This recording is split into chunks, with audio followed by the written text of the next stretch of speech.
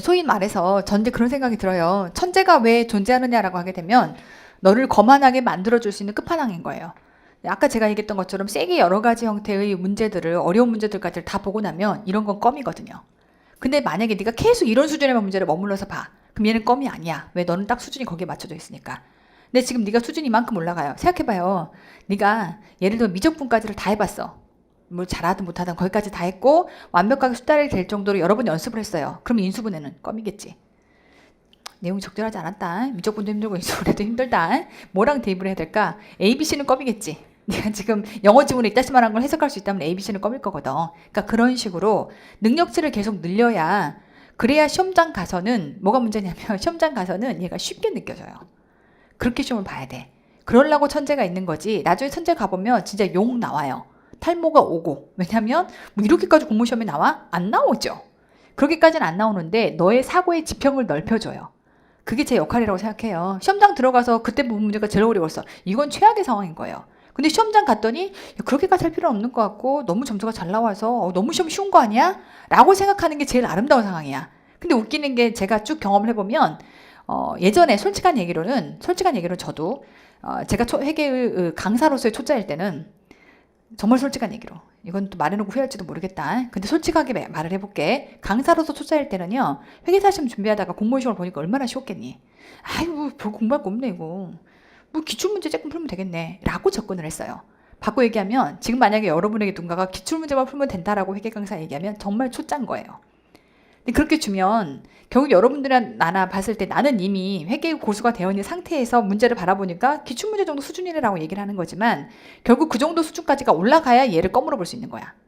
대화돼요? 그러다 보니까 결국 생기초로 아무것도 없는 사람을 그 정도 고수까지를 끌고 가는 게 강사의 힘인 거예요. 비록 그게 기출문제 수준 안에서 회계가 나온다 치더라도. 그래서 올해 국가직이든 지방직이든 간에 문제가 객관적으로 보면 어려운 건 아니에요. 근데 문제는 뭐냐면 시험장에서 수험생은 한 문제가 이 시험의 당락을 좌우하고 인생이 왔다 갔다 해. 물론 행정직 같은 경우는요. 세무직을 제외한 나머지는 거의 합격 커트라인이 90이 넘어가요. 근데 그나마 우리는 80 정도지. 평균이 한 80 정도 돼요. 그러니까 4문제 정도 여유치가 있다 하더라도 어찌됐건 거의 다 맞아야 되는 시험이야. 한 문제가 너의 시험에서 당락을 좌우하는 문제다 보니까 여러분도 그 신중함을 알아. 그럼 시험장에서는요. 겁나 쉬운 문제도 아까 지금 쭉 봤던 그런 기출문제도요. 그때 가서 진짜 이게 답이 맞나?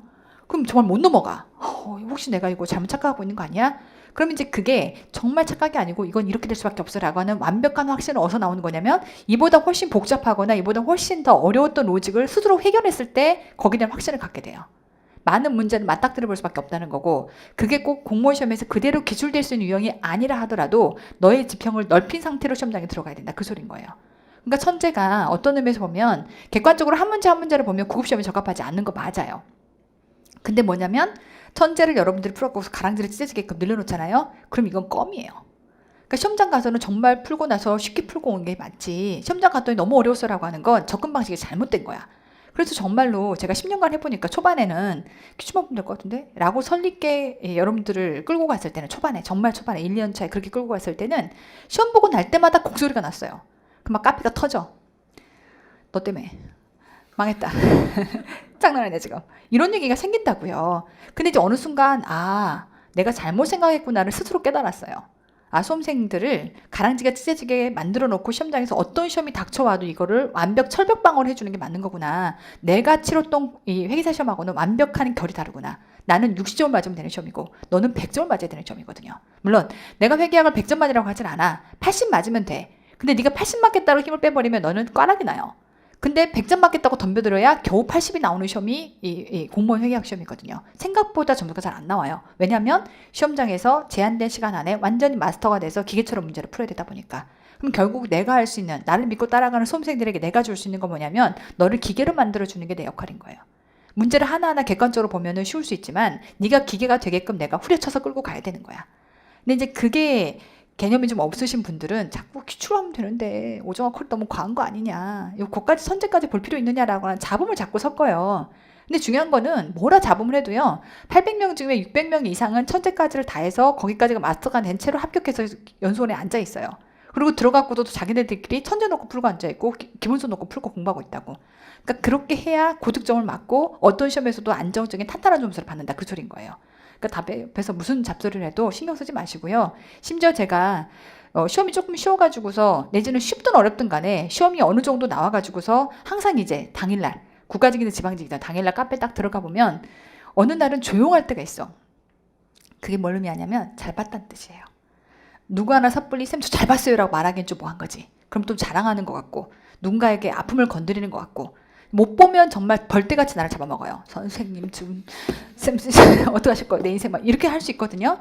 옛날 초창기 그랬어요. 제가 한 10년 전에 초창기에는 그런 일이 있었는데 지금은 이제 그런 일이 없는 거지. 그럼 시험 끝나면 저는 항상 이제 정말 겸허한 마음으로 정말 떨리는 마음으로 카페를 계속 들락들락하면서 봐요. 다시 클릭해서 보고 다시 클릭해서 뭐라고 사람들이 얘기하는지 내가 느끼는 체감하고 다를 수 있으니까. 근데 조용하다는 얘기는 잘 봤다는 얘기예요.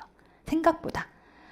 그래서 이제 점점 한두 명씩 그래도 볼멘 소리를 올리기 시작하면 거기에 따라서 만약에 와르르르르 자기가 나도 마찬가지 이렇게 하면은 이거는 문제가 생기겠지. 근데 대부분이 하다가 멈추고 조용한 거는 잘 본 소수가 많다는 뜻이에요. 근데 또 올해 같은 게 국가직 시험에 어떻게 나왔느냐, 선생님들이 선생님 이렇게 시험 나오면 안 되는 거 아니에요? 너무 쉬운데? 좀 약간 오버한 것 같은데? 우수수 나온 거예요. 또 그게 시험 보자마자 평이. 그래서 카페에서 아씨 너무 시켰나? 이거 컨텐츠에 대한 조정이 필요한 건가? 올해는 이제 앞으로 정말 천재에 대한 조정이 필요한 건가? 라고 해서 점수를 까봤더니 웬걸 8점이 안 나와요. 그럼 뭘 의미하는 걸까? 그 천재까지를 다 따라가서 잘 본 무리들이 많은 거지. 잘 본 압도적인 무리들이 있는 거고, 하지만 거기까지를 못 따라간 나머지 사람들은 계속 볼멘 소리를 하는 거니까 결국은 딱 이거예요. 이 선 안에서 이걸 넘었냐 안 넘었냐의 문제예요. 가랑지 찢어지는 그 연습 했느냐 안 했느냐의 문제라고. 안 하면 당연히 잘 나올 수가 없어요. 그럼 보통 카페에서 이제 거의 점쟁이 수준으로 점수를 얘기하잖아요. 네가 어디까지 공부했는지 말할 수 있어요. 정말이에요. 이건 정말 100%야. 왜냐면 내가 많은 상담을 했으니까. 정말 많은 상담을 했으니까. 어느 정도로 욕을 먹은 적도 있냐면, 지금은 이제 여기서는 누가 나한테 텃세를 부릴 수가 없어요. 근데 옆 동네 살 때요. 제가 그 당시에는 제가 신빙 강사니까 쉽게 말하면 젊은 강사기도 하고 딱 보기엔 좀 그런가 이제? 그 당시에 이제 아무튼 그땐 좀 더 어리게 보였을 테니까. 근데 나이 많으신 분이 되게 뭐라고 한번 했어요. 왜냐면 제가 강의가 끝나면 수험생들이 물밀듯이 상담이 막 와요. 그러니까 지금은 코로나 때문에 그 상담 문화가 없어진 거예요. 근데 이제 제가 전국적으로 상담을 다 받아주니까 안 받아주질 않아. 누가 왔을 때 제가 나는 상담 못해 라고 한 적이 11년간 단 한 번도 없어요. 그러다 보니까 정말 전국 방방곡곡에서 기차 타고 상담받으러 오거든요. 그리고 공부 안 되면 사인 받으러 오고, 공부 안 되면 길 받으러 오고, 나한테 혼나기 위해서 오기도 하고 등등 와요. 그러면 강의가 딱 끝나면 줄이 쫘르르 서 있어요. 상담 받으려고. 근데 단 한 번도 내가 미리 선약을 잡은 적이 없어요. 왜냐면 걔가 펑크 내버리면 또 시간도 그럴 거고 뒤에 또 상담받아야 돼 이럴 수 있으니까 그냥 대원칙이 네가 오면 받아준다. 근데 선약은 없다. 이게 대원칙이었거든요. 지금처럼 조교가 있지도 않았거든. 나 혼자 간의 수공업으로 굴러가던데요.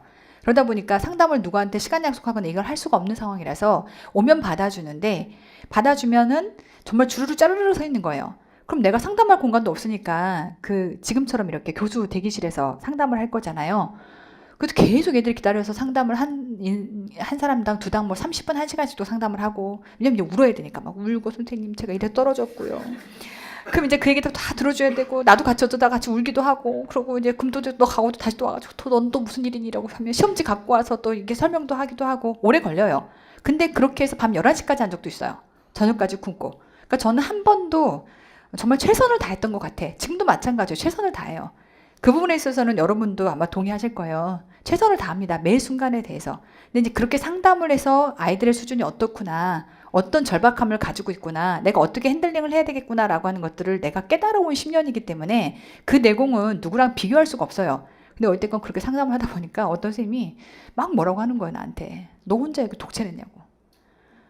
교수들 같이 쓰는 교수 연구실인데 왜 이렇게 시끄럽게 혼자 상담을 다 받고 앉아있냐고. 학생들을 여기서 이렇게 상담을 받아주면 되냐고. 그래서 제가 그때는 이제 지금 같으면 그럼 나 어디 가세요? 라고 물어봤을 것 같아요. 당차게. 근데 그때는 이제 무섭기도 하고, 나보다 대선배님이 그렇게 얘기를 하시니까 여러분이 알만한 사람은 아니에요. 누군지 추측할 필요 없어. 지금 강의하신 분들도 아니고 여러분 알만한 분 아니에요. 근데 너무 당황해서 아니 그게 아니라 제가 학생들이 상담을 하러 밀려와서 다른 데 가서 할 곳이 없어서 그렇다라고 했더니 믿을 수가 없다는 거야 이 사람은. 네가 선약을 안 잡았는데 애들이 밀려온다는 게 말이 되냐. 그래서 저는 선약을 잡은 적이 없습니다. 근데 그냥 전국에서 애들이 상담받고자 몰려옵니다. 너무 절박해서. 근데 화를 내시더라고. 너 혼자 다 쓰냐고. 독채로 쓰는 거냐고. 어디서 누가 여기서 이렇게 상담을 해도 된다고 했냐고. 그래서 그때는 이제 정말 매우 불쾌함이 남아있어요. 뒤끝이 강하게 남았기 때문에 지금 하는 얘기야. 누구라고 얘기는 안 하지만. 하지만 어때가 그래서 밖에 나가서 상담을 했어요. 카페에서 상담을 하거나 밖에 그 화장실 통로 옆에서 상담을 하거나 그런 굴욕의 세월이 있어요. 지금은 당연히 그렇지 않죠. 메가에서 누가 나한테 그렇게 말하지도 않을 것이고 만약에 그렇게 필요하면 메가한테 상담부서 내놓으세요라고 하면 되거든요. 지금은 괜찮아요. 근데 옆 동네 살 때 그런 굴욕의 세월이 있었다는 거. 그게 중요한 게 아니라 그렇게 많은 상담들을 거쳐서 여러분들이 매 순간 어떤 단계를 겪을 거다라는 걸 알고 있기 때문에 만들어 놓은 컨텐츠인 거라서 결국 여러분들은 이 컨텐츠를 쭉 따라만 가시면 돼요. 모든 선생님 다 같이 한 목소리로 내 것 믿고 가면 되라는 말은 매한가지 같은 거지만 제가 지금 말하는 이 말 안에는 그런 노력이 바탕이 돼 있다는 거예요. 단순히 나 혼자의 확신만이 아니라 수백 명의 상담을 거친 결과 많은 시간을 내가 밥도 굶어가면서 밤 11시까지 상담했던 결과 네가 어떤 부분에서 넘어질 수 있다는 거 내가 알거든요. 그래서 끌고 가는 거니까 그 고비를 잘 넘어서 단계 1단계 2단계를 잘 넘어가시면 실패 없는 수험을 여러분들이 만들어낼 수 있는 거라 믿고 그냥 쭉 따라가시면 된다 그 소리예요. 아시겠죠? 별소리를 다 했다. 그러다 보니까 재평가 모형은 잠시 쉬고 진행하겠습니다.